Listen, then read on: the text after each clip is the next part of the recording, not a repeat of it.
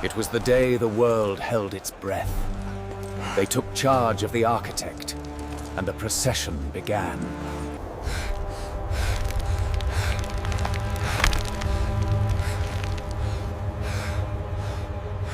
He bore the Nexus Dolorosa, a cross of shadow wood that leached the very spirit from those who touched it. He went out, carrying his cross, and came to the place they called the Skull Throne. In the ancient tongue of the first men, it was Golgotha. It was a nexus, a wound in the world, where the veil between realms was thin and raw. The legionaries of the Argent Imperium, clad in silvered steel, worked with grim efficiency. The spikes were void-forged, inscribed with runes designed to drain a divine being of their power. They threw him down upon the shadow wood, stretching his arms along the beam. As the first spike was driven through his wrist, a silent scream of pure light erupted from the wound. The earth groaned, a deep, resonant tremor that shook the foundations of the world. There they crucified him, a triptych of agony upon the Skull Throne. With him, they raised two others, fallen demigods who had tried to steal a shard of the sun. Pilate was a man of cold logic, yet he was cursed with a sliver of true sight. Above the central cross, a legionary affixed a plaque. Pilate had written the inscription himself. He saw Yeshua's miracles not as blasphemy, but as a living refutation of his order's power. Do not write, the King of the Emanations, but rather, this man said, I am.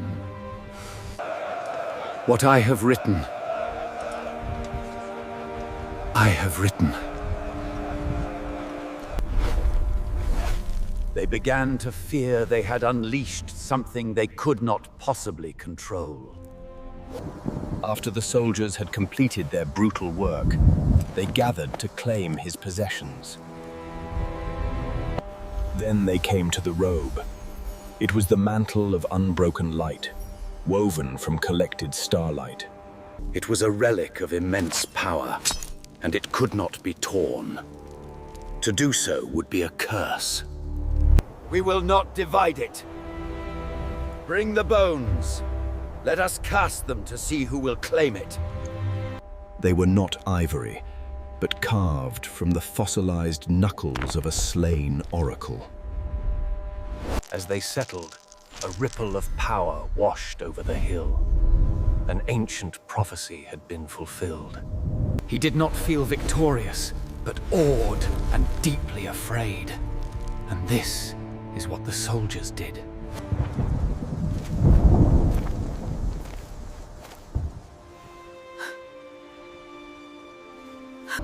He saw his mother's heart, a universe of sorrow, and the steadfast loyalty of Yohanan. Woman, behold your son. Behold your mother. From that moment, the disciple drew her close, sheltering her from the encroaching cosmic storm. The grand design is nearing completion. Celestial bodies are locking into place. I thirst. It was the thirst for the full experience of the mortal. A legionary took pity. He found a clay jar full of posca, the soldiers' cheap, sour wine. He tasted the sour wine, the final earthly sensation. And in that acceptance, the final seal was broken. He had taken all of mortality upon himself. It was a release, not of pain, but of power.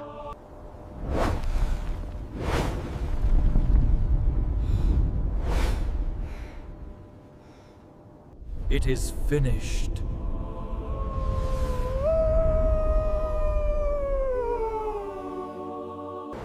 Then he bowed his head, and with a gentle sigh, he gave up his spirit.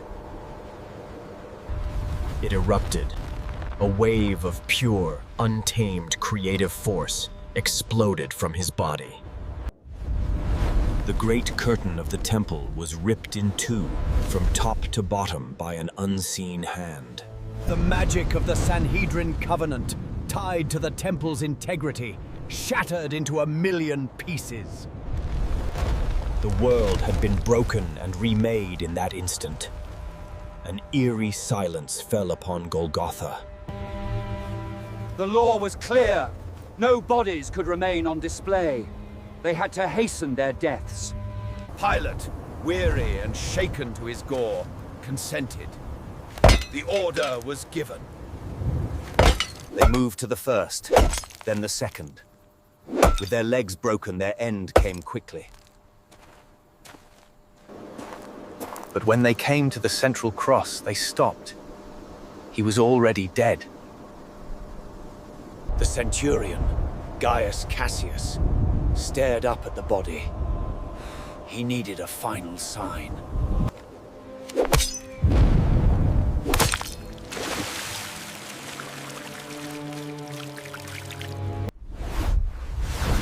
What poured out was not the serum and cells of a dead man.